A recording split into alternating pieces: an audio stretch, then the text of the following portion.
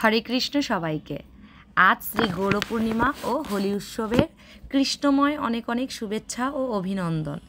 সকল ভক্তের কাছে এই দিনটি একটি বিশেষ দিন, কারণ আমাদের প্রাণের নাথ শ্রী গৌরহরির আবির্ভাব তিথি। এই দিনে হয়েছেন আমাদের মতো বদ্ধ জীবদের উদ্ধার করার জন্য শ্রী চৈতন্য মহাপ্রভু এই দিনে নিজে আবির্ভূত হয়েছিলেন। আর এখানে আমাদের মুকুন্দবাবু রেডি হয়ে যাচ্ছে হোলি খেলার জন্য। এখন তাকে কাপড় পরিয়ে দিচ্ছিলাম, তার পছন্দের সাদা রঙের মধ্যে একটা লেস লাগিয়ে বানিয়েছিলাম ড্রেসটা। এখন সে এটাই পরে হোলি খেলবে। মঙ্গল আরতি, দর্শন আরতি সব শেষ করে বাবুদেরকে ভোগ লাগিয়ে দিয়েছিলাম। বাবুদের ভোগ লাগিয়ে দিয়ে একটু বিশ্রাম দিয়েছিলাম। বিশ্রামের পর এখন রেডি করে দিচ্ছিলাম, যাতে তাদের কোনো খিদা না পায়, তারাও সুন্দর করে হোলি খেলতে পারে। আর বাবুকে নিয়ে ভাবছিলাম একটু বাইরে যাব। আর আমি আজকে এই দোল উৎসব পালন করছি মার বাড়িতে। মুকুন্দ সোনার জন্য এই পাগড়িটা বানাচ্ছিলাম, যে তাকে পাগড়ির মতো পরিয়ে দিব, কিন্তু কাপড়টা সিল্ক থাকার কারণে বারবার মাথা থেকে খুলে যাচ্ছিল। এই দেখুন মুকুন্দবাবুকে, কেমন লাগছে মুকুন্দবাবুর ড্রেসটা সবাই বলবেন।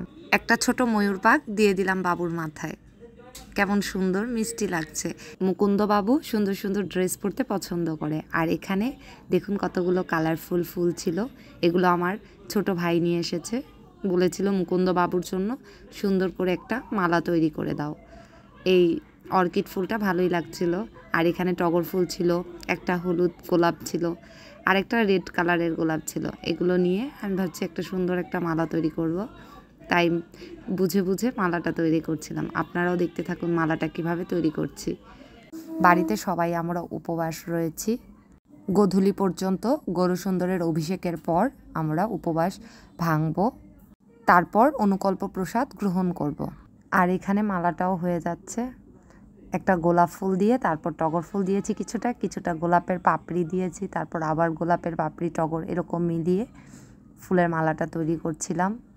আর আজকের দিনে বিশেষ করে বেশি বেশি হরিনাম জপ, ভগবানের নাম সংকীর্তন এগুলো করা উচিত। ভগবানের বেশি বেশি সেবা করা উচিত। আমাদের এই দিনটিকে ভগবানের নামে উৎসর্গ করা উচিত। যেমন আমাদের বিশেষ মানুষের জন্মদিন এরকম থাকলে যেরকম আমরা ঘর বাড়ি খুব সুন্দর করে সাজাই, এরকমই সাজাতে হবে আমাদের। এই যে মুকুন্দবাবুর জন্য তৈরি করে নিলাম গলার মালাটা, কেমন লাগছে সবাই বলবেন। আর এখানে আমি বাবুকে পিচকারি, তারপর বাবুর কাছে কিছু আবির, সব কালারগুলো এখানে রেখেছিলাম সুন্দর করে। আর কিছুটা ফুলের ডেকোরেশন করে দিয়েছিলাম তার চারপাশে। এখানে অনেকগুলোই কালার দিয়েছিলাম ছোট ছোট বাটিতে। মুকুন্দবাবুর পিচকারিতে জলের মধ্যে একটু রং গুলে সে পিচকারিতে ভরে দিয়েছি বাবুর হাতে, যাতে সেও সুন্দর করে হোলি খেলতে পারে। এখানে কালারগুলো রেখেছিলাম বাবুর পাশে, যাতে ভক্তরা আসলেও দিতে পারে বাবুর চরণে, বাবুর গালে। সবাই বলবেন বাবুকে কেমন লাগছে। এখানে বাবুর যতটুকু পেরেছি তাই দিয়ে একটু ডেকোরেশন করেছি। বললাম না প্রথমেই আমি মার বাড়িতে দোল উৎসব পালন করছি। বাড়ির সবাই একত্রে মিলে ভালোই লাগে। আর এখানে আমি মুকুন্দবাবুকে আবির লাগিয়ে দিচ্ছিলাম তার চরণে, তার গালে, তার নাকে একটু দিয়ে দিয়েছিলাম। বাবুকে প্রথম আবির আমিই লাগিয়েছিলাম। আর মা এখানে ভোগ রান্না করছিল বাবুর জন্য, বলছিল যে বাবুর জন্য একটু পোয়া পিঠা বানিয়ে দেই। তাই মা সে ময়দা এগুলো সব গুলে নিচ্ছিল, চালের গুঁড়ো, ময়দা, দুধ দিয়ে গুলে নিচ্ছিল, পিঠা তৈরি করে বাবুর জন্য ভোগ লাগাবে। আর আমি এখান থেকে বাবুদেরকে রেডি করছিলাম। আজকে কিন্তু এই প্রসাদ পাওয়া যাবে না, আমরা আজকে অনুকল্প প্রসাদ গ্রহণ করব একাদশীর মতো।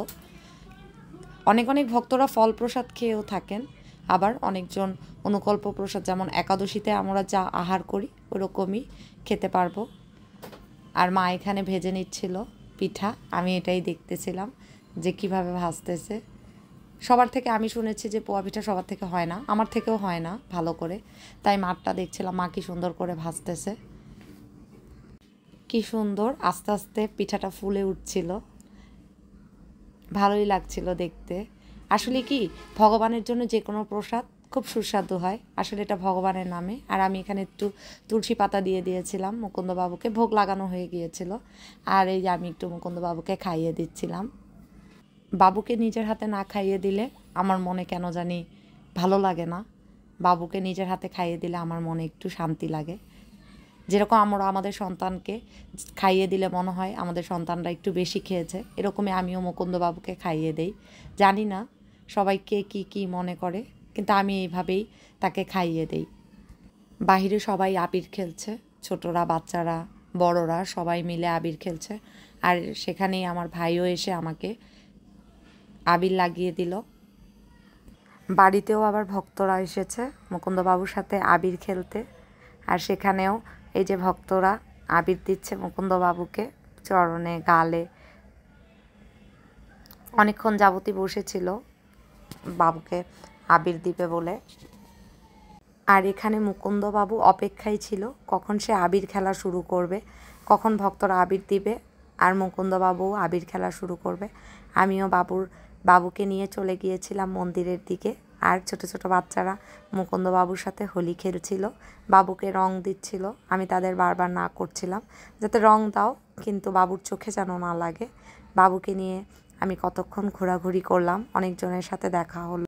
আমিও উপবাস ছিলাম, আমারও শরীরটা তেমন ভালো ছিল না, তাই বাবুকে নিয়ে একটু সামনেই মন্দিরে চলে গিয়েছিলাম, একটু হাঁটাহাঁটি করে আসলাম, বাবুকে ঘুরিয়ে নিয়ে আসলাম। অনেক ভক্তরাই বাইরে ছিল, সবাই বলছিল তোমার মুকুন্দ বাবুকে নিয়ে একটু মন্দিরে এসো, তাই গিয়েছিলাম। আপনারাও বলবেন আপনাদের দোল উৎসব কেমন হয়েছিল। হরে কৃষ্ণ।